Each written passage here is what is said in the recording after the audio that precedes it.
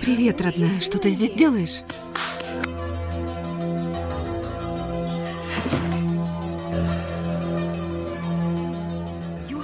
Круз, ты слышал? Это случайность.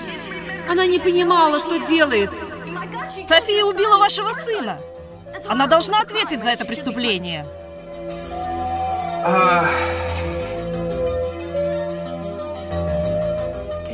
Можно ли пойти на сделку с совестью и спокойно жить после этого?